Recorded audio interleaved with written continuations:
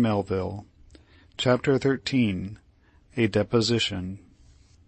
Omitting the incidents and arrangements ensuing, suffice it that, after 2 days spent in refitting, the 2 ships sailed in company for Concepcion in Chile, and thence for Lima in Peru,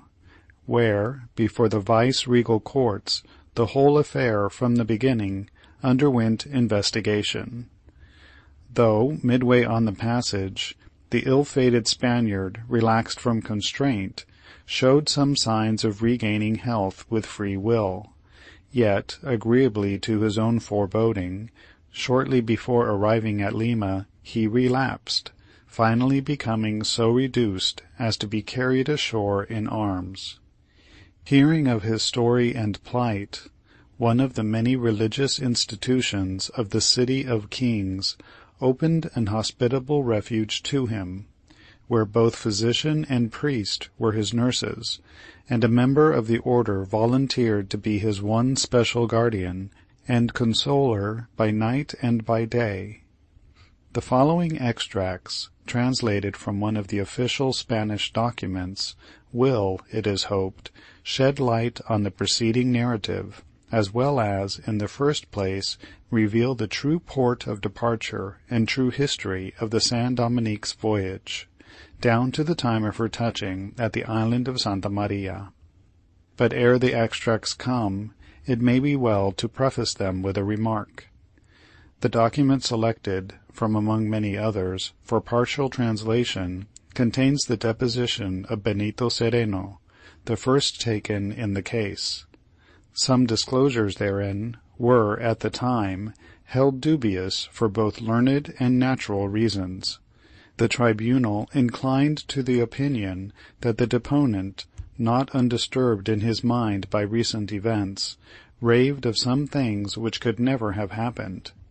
But subsequent depositions of the surviving sailors, bearing out the revelations of their captain in several of the strangest particulars, gave credence to the rest, so that the tribunal, in its final decision, rested its capital sentences upon statements which, had they lacked confirmation, it would have deemed it but duty to reject. I, Don José de Abos and Padilla, His Majesty's notary for the royal revenue, and register of this province, and notary public of the Holy Crusade of this bishopric, etc., do certify and declare, as much as is requisite in law, that in the criminal case commenced the 24th of the month of September, in the year 1799, against the Senegal negroes of the ship San Dominique, the following declaration before me was made. Declaration of the first witness, Don Benito Cereno. The same day and month and year, His Honor, Dr. Juan Martinez de Dosas, Counselor of the Royal Audience of this kingdom, and learned in the law of this intendancy, ordered the captain of the ship San Dominique, Don Benito Cereno, to appear, which he did in his litter, attended by the monk Infeles, of whom he received, before Don José de Abos and Padilla, notary public of the Holy Crusade, the oath, which he took by God, our Lord, and a sign of the cross, under which he promised to tell the truth of whatever he should know and should be asked, and being interrogated agreeably to the tenor of the act commencing the process, he said that on the 20th of May last he set sail with his ship from the port of Valparaiso, bound to that of Callao, loaded with the produce of the country, and 160 blacks of both sexes, mostly belonging to Don Alejandro Aranda, gentleman of the city of Mendoza, that the crew of the ship consisted of 36 men, beside the persons who went as passengers, that the negroes were in part as follows. Here in the original follows a list of some 50 names, descriptions, and ages, compiled from certain recovered documents of Aranda's, and also from recollections of the deponent, from which portions only are extracted. One, from about 18 to 19 years, named José, and this was the man that waited upon his master, Don Alejandro, and who speaks well the Spanish, having served him 4 or 5 years, a mulatto named Francesco, the cabin steward, of a good person and voice, having sung in the Valparaiso churches, native of the province of Buenos Aires, aged about 35 years,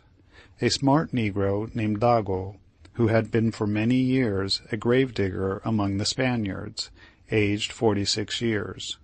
4 old negroes, born in Africa, from 60 to 70, but sound calkers by trade, whose names are as follows. The first was named Muri, and he was killed, as was also his son named Diamelo. The second, Nacta. The third, Jola, likewise killed. The fourth, Gofan, and 6 full-grown negroes, aged from 30 to 45, all raw and born among the Ashantees, Martinique, Yan, Lekbe, Mapenda, Yambayo, Akim,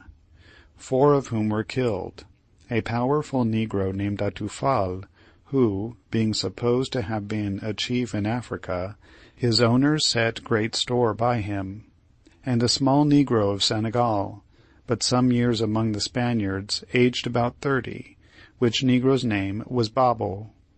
That he does not remember the names of the others, but that still expecting the residue of Don Alejandro's papers will be found, will then take due account of them all, and remit to the court, and 39 women and children of all ages.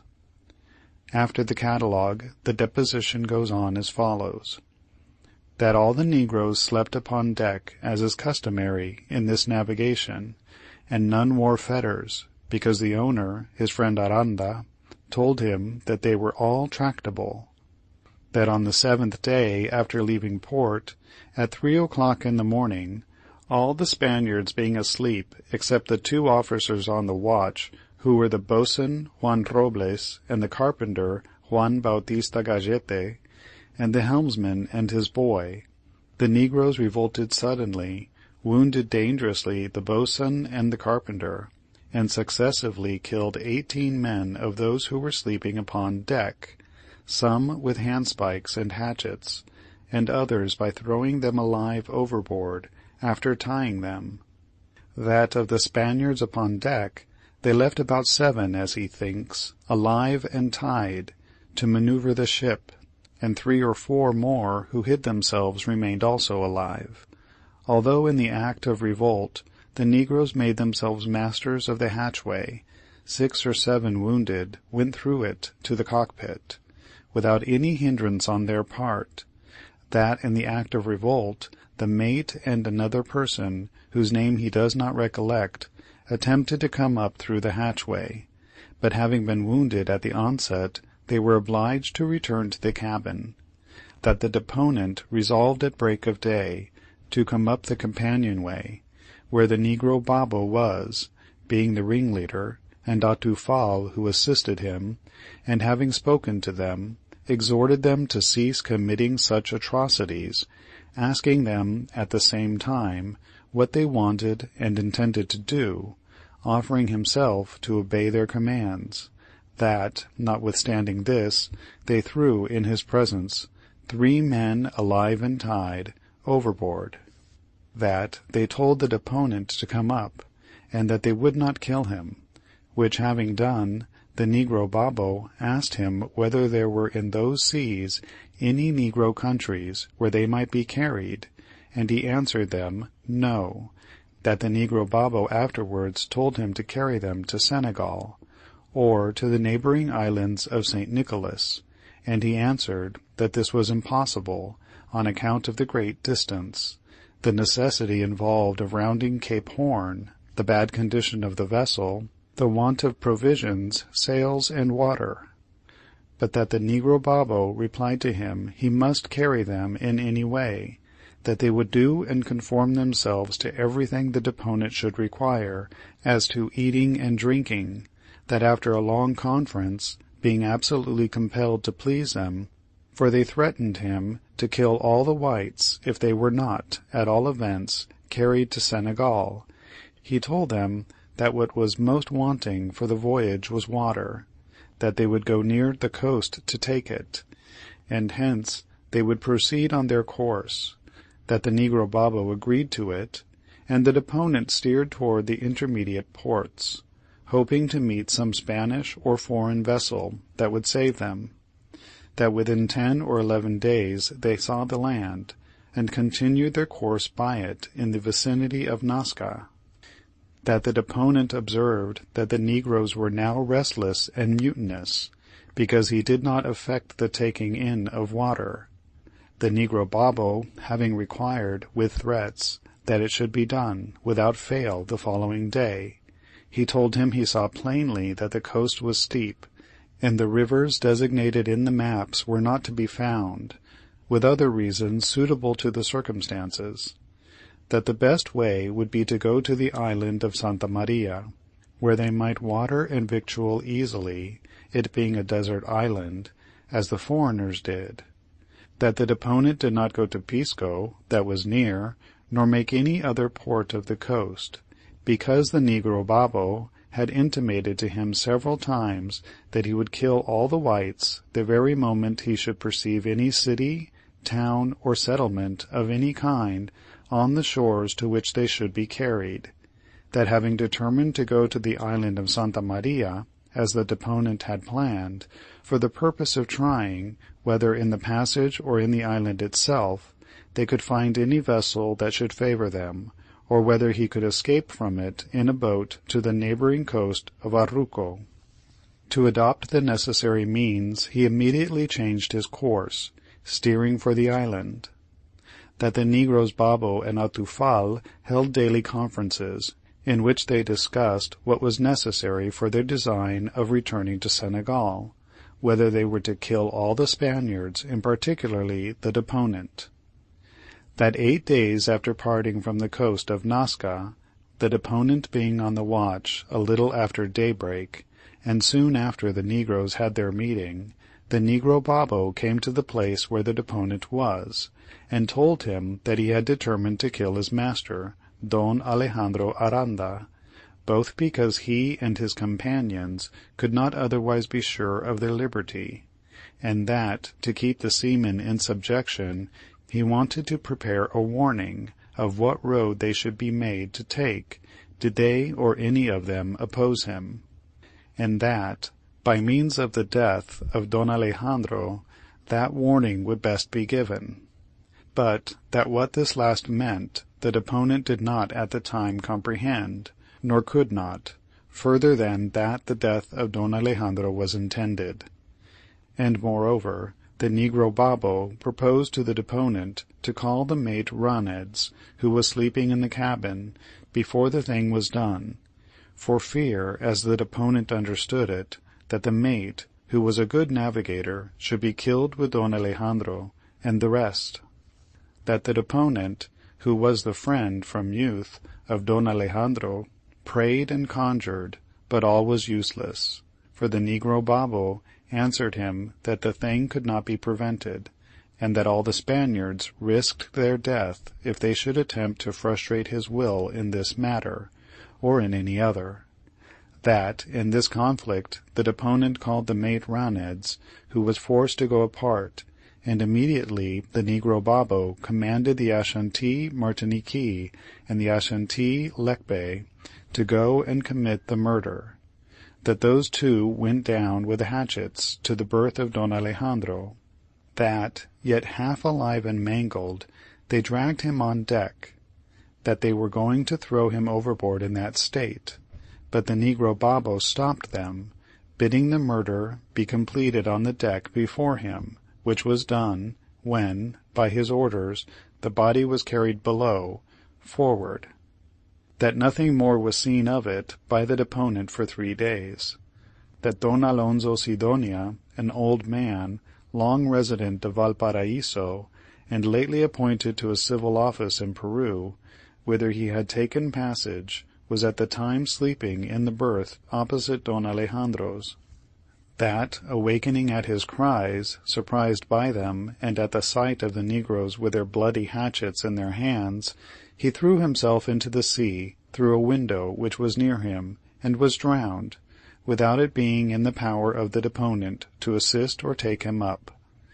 That, a short time after killing Aranda, they brought upon deck his German cousin of middle age, Don Francisco Massa, of Mendoza, and the young Don Joaquin, Marquez de Aramboalaza,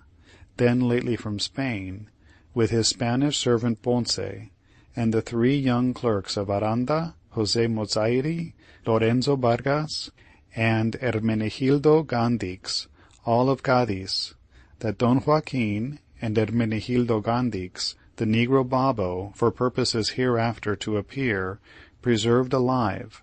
but Don Francisco Massa, Jose Mozairi, and Lorenzo Vargas, with Ponce the servant, besides the boatswain, Juan Robles, the boatswain's mates, Manuel Vizcaya and Roderigo Urza,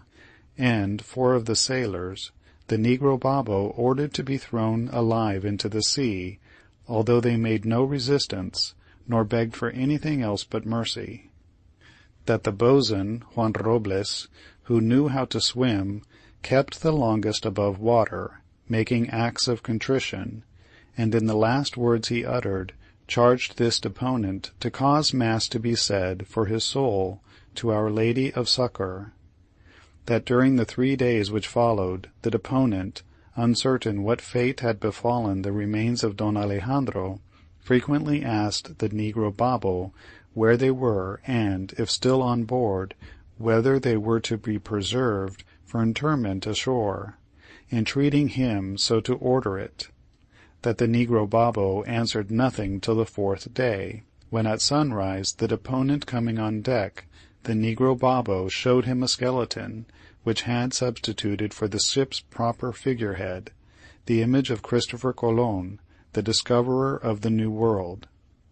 That the negro Babo asked him whose skeleton that was, and whether, from its whiteness, he should not think it a white's. That, upon his covering his face, the negro Babo, coming close, said words to this effect, quote, "Keep faith with the blacks from here to Senegal, or you shall in spirit, as now in body, follow your leader," end quote, pointing to the prow. That the same morning the negro Babo took by succession each Spaniard forward, and asked him whose skeleton that was, and whether, from its whiteness, he should not think it a white's. That each Spaniard covered his face. That then to each the negro Babo repeated the words in the first place said to the deponent. That they, the Spaniards, being then assembled aft, the negro Babo harangued them, saying that he had now done all, that the deponent, as navigator for the negroes, might pursue his course, warning him and all of them that they should, soul and body, go the way of Don Alejandro, if he saw them, the Spaniards, speak or plot anything against them, the negroes, a threat which was repeated every day. That, before the events last mentioned, they had tied the cook to throw him overboard, for it is not known what thing they heard him speak, but finally the negro Babo spared his life at the request of the deponent. That a few days after, the deponent, endeavoring not to omit any means to preserve the lives of the remaining whites, spoke to the negroes peace and tranquillity, and agreed to draw up a paper, signed by the deponent and the sailors who could write, as also by the negro Babo, for himself and all the blacks, in which the deponent obliged himself to carry them to Senegal, and they not to kill any more, and he formally to make over to them the ship, with a cargo, with which they were for that time satisfied and quieted. But the next day, the more surely to guard against the sailors' escape, the negro Babo commanded all the boats to be destroyed but the long-boat, which was unseaworthy, and another, a cutter in good condition, which, knowing it would yet be wanted for lowering the water casks, he had it lowered down into the hold. Various particulars of the prolonged and perplexed navigation ensuing here follow, with incidents of a calamitous calm, from which portion one passage is extracted, to wit, that on the 5th day of the calm, all on board suffering much from the heat and want of water, and 5 having died in fits, and mad, the negroes became irritable, and for a chance gesture, which they deemed suspicious, though it was harmless, made by the mate Raneds to the deponent, in the act of handing a quadrant, they killed him. But that for this they afterwards were sorry, the mate being the only remaining navigator on board, except the deponent. That omitting other events, which daily happened, and which can only serve uselessly to recall past misfortunes and conflicts, after 73 days' navigation, reckoned from the time they sailed from Nasca, during which they navigated under a scanty allowance of water, and were afflicted with the calms before mentioned, they at last arrived at the island of Santa Maria, on the 17th of the month of August, at about 6 o'clock in the afternoon, at which hour they cast anchor very near the American ship, Bachelor's Delight, which lay in the same bay, commanded by the generous Captain Amasa Delano. But at 6 o'clock in the morning they had already descried the port, and the negroes became uneasy as soon as at a distance they saw the ship, not having expected to see one there. That the negro Babo pacified them, assuring them that no fear need be had, that straightway he ordered the figure on the bow to be covered with canvas, as for repairs, and had the decks a little set in order. That for a time the negro Babo and the negro Atufal conferred, that the negro Atufal was for sailing away, but the negro Babo would not, and by himself cast about what to do. That at last he came to the deponent, proposing to him to say and do all that the deponent declares to have said and done to the American captain. That the negro Babo warned him that if he varied in the least, or uttered any word, or gave any look that should give the least intimation of the past events or present state, he would instantly kill him, with all his companions, showing a dagger, which he carried hid, saying something which, as he understood it, meant that the dagger would be alert as his eye. That the negro Babo then announced the plan to all his companions, which pleased them.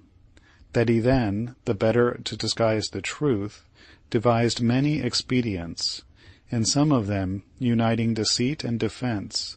That of this sort was the device of the 6 Ashantees before named, who were his bravos. That them he stationed on the break of the poop, as if to clean certain hatchets, in cases which were part of the cargo, but in reality to use them and distribute them at need, and at a given word he told them that among other devices was the device of presenting Atufal, his right-hand man, as chained, though in a moment the chains could be dropped.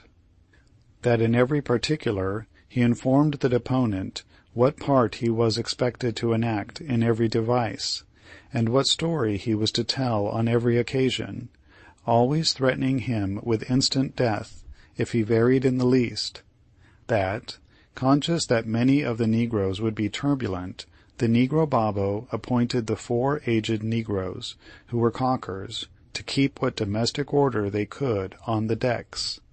That again and again he harangued the Spaniards and his companions, informing them of his intent, and of his devices, and of the invented story that this deponent was to tell, charging them lest any of them varied from that story. That these arrangements were made and matured during the interval of 2 or 3 hours between their first sighting of the ship and the arrival on board of Captain Amasa Delano. That this happened at about 7:30 in the morning, Captain Amasa Delano coming in his boat, and all gladly receiving him. That the deponent, as well as he could force himself, acting then the part of principal owner and a free captain of the ship, told Captain Amasa Delano, when called upon, that he came from Buenos Aires, bound to Lima, with 300 negroes. That off Cape Horn, and in a subsequent fever, many negroes had died.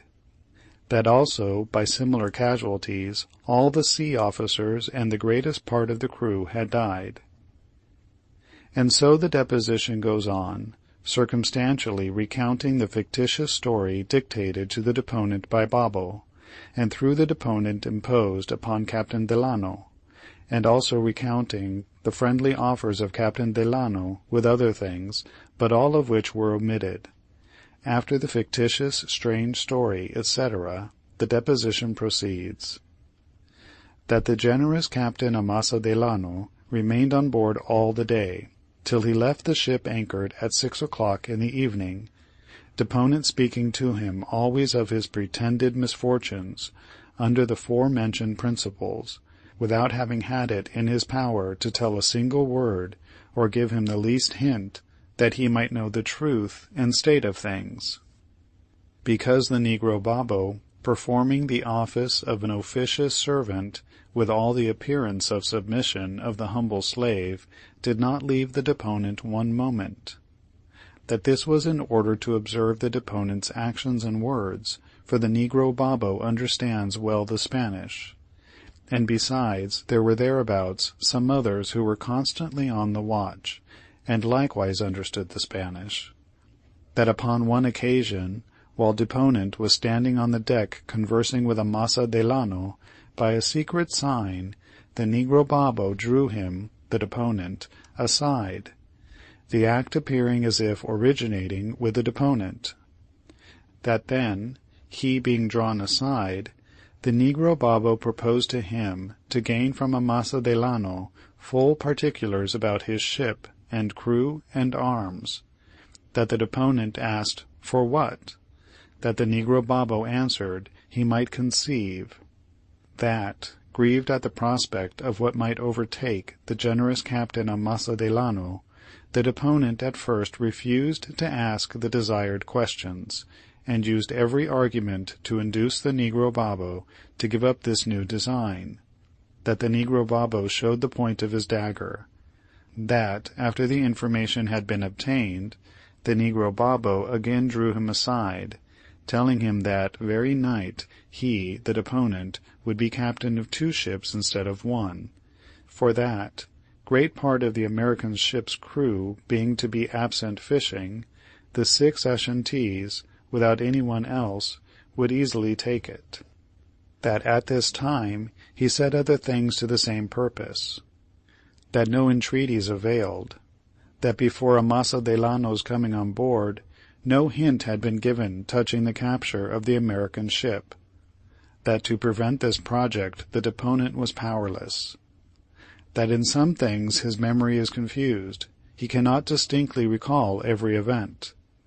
That as soon as they had cast anchor at 6 of the clock in the evening, as has before been stated, the American captain took leave to return to his vessel. That upon a sudden impulse, which the deponent believes to have come from God and his angels, he, after the farewell had been said, followed the generous Captain Amasa Delano as far as the gunwale, where he stayed, under the pretense of taking leave, until Amasa Delano should have been seated in his boat. That on shoving off, the deponent sprang from the gunwale into the boat, and fell into it, he knows not how, God guarding him. That here in the original follows the account of what further happened at the escape, and how the San Dominique was retaken, and of the passage to the coast, including in the recital many expressions of eternal gratitude to the generous Captain Amasa Delano. The deposition then proceeds, with recapitulatory remarks, and a partial remuneration of the negroes, making record of their individual part in the past events, with a view to furnishing, according to command of the court, the data whereon to found the criminal sentences to be pronounced. From this portion is the following: that he believes that all the negroes, though not in the first place knowing to the design of revolt, when it was accomplished, approved it. that the Negro Jose, 18 years old, and in the personal service of Don Alejandro, was the one who communicated the information to the Negro Babo about the state of things in the cabin before the revolt. That this is known because in the preceding midnight he used to come from his berth, which was under his master's in the cabin, to the deck where the ringleader and his associates were, and had secret conversations with the Negro Babo, in which he was several times seen by the mate. That one night the mate drove him away twice. That this same Negro Jose was the one who, without being commanded to do so by the Negro Babo, as Lecpe and Martinqui were, stabbed his master, Don Alejandro, after he had been dragged half lifeless to the deck.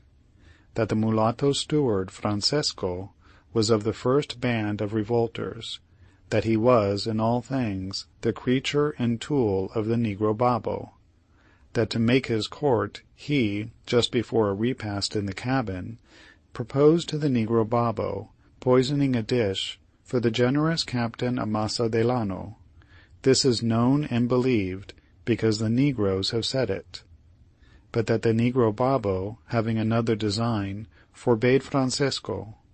That the Ashanti Lecpe was one of the worst of them, for that, on the day the ship was retaken, he assisted in the defense of her, with a hatchet in each hand, with one of which he wounded in the breast the chief mate of Amasa Delano, in the first act of boarding. This all knew. That, in sight of the deponent, Lecpe struck, with a hatchet, Don Francisco Massa, when, by the Negro Babo's orders, he was carrying him to throw him overboard alive. Beside participating in the murder, before mentioned, of Don Alejandro Aranda, and others of the cabin passengers, that owing to the fury with which the Ashantis fought in the engagement with the boats, but this Lecpe and John survived. That John was bad as Lecpe.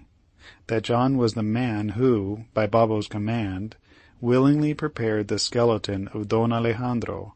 in a way the Negroes afterwards told the deponent, but which he, so long as reason is left him, can never divulge. That John and Lecpe were the two who, in a calm by night, riveted the skeleton to the bow. This also the Negroes told him. That the Negro Babo was he who traced the inscription below it. That the Negro Babo was the plotter from first to last. He ordered every murder, and was the helm and keel of the revolt. That Atufal was his lieutenant in all. But Atufal, with his own hand, committed no murder, nor did the Negro Babo. That Atufal was shot, being killed in the fight with the boats ere boarding.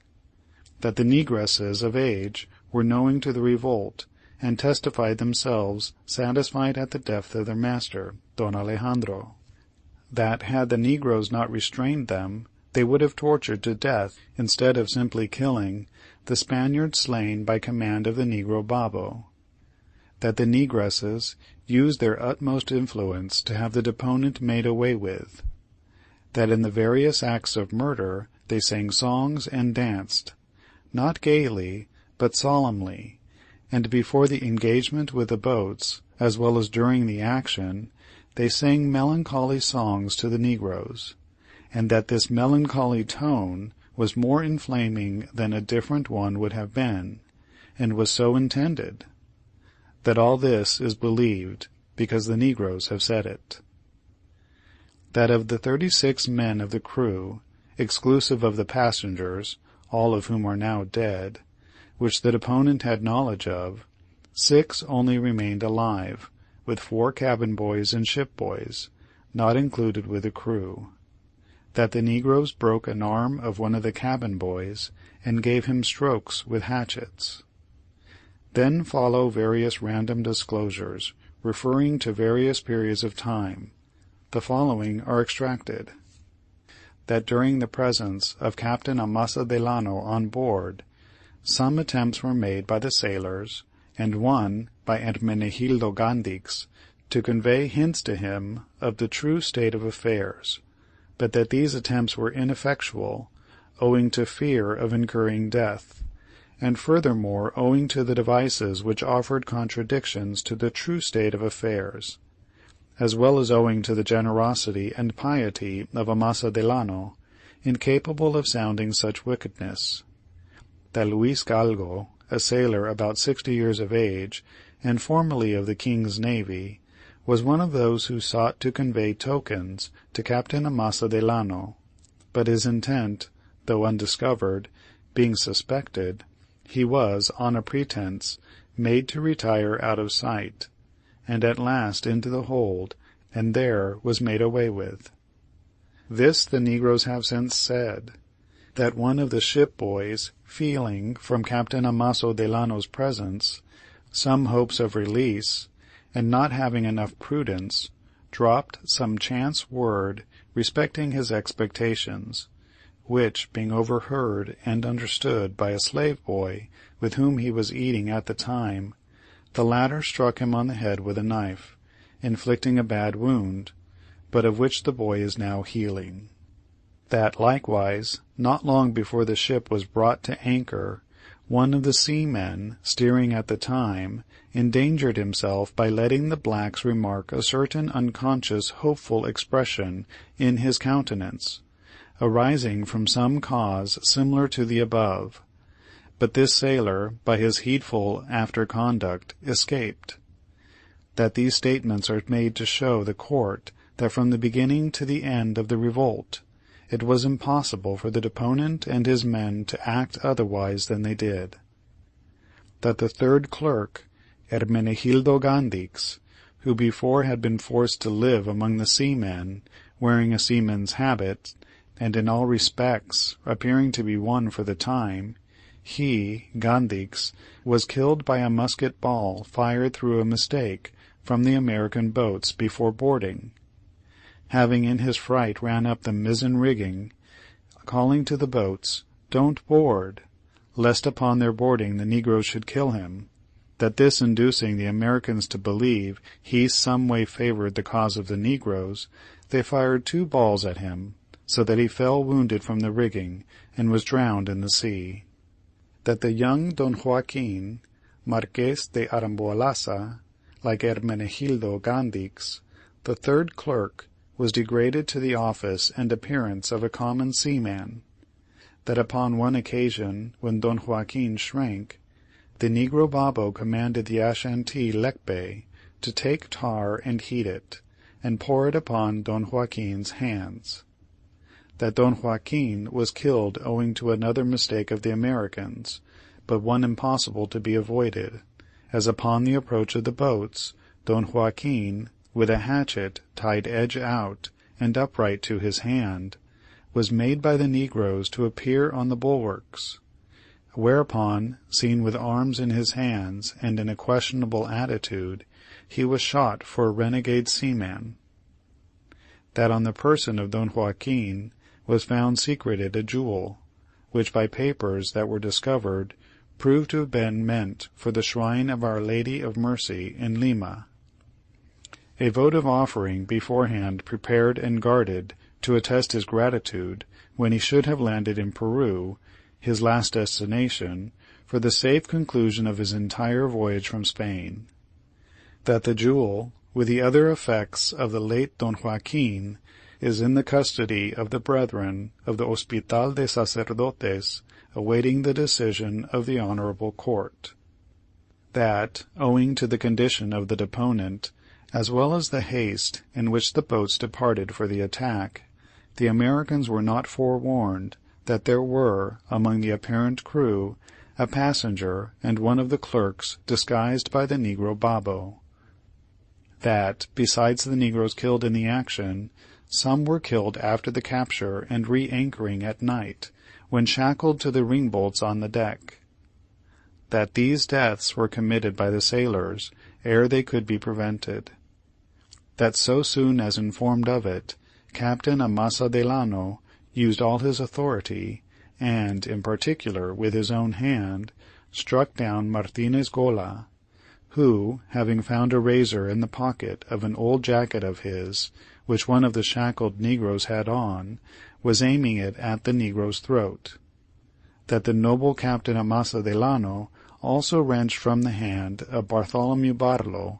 a dagger secreted at the time of the massacre of the whites, with which he was in the act of stabbing a shackled negro, who the same day with another negro had thrown him down and jumped upon him. That for all the events befalling through so long a time, during which the ship was in the hands of the negro Babo, he cannot here give account, but that what he has said is the most substantial of what occurs to him at present, and is the truth under the oath which he has taken, which declaration he affirmed and ratified after hearing it read to him. He said that he is 29 years of age and broken in body and mind, that when finally dismissed by the court he shall not return home to Chile, but betake himself to the monastery of the Mount Agonia without, and signed with his honor, and crossed himself, and for the time departed as he came in his litter, with a monk in Feles, to the Hospital de Sacerdotes. End of chapter 13.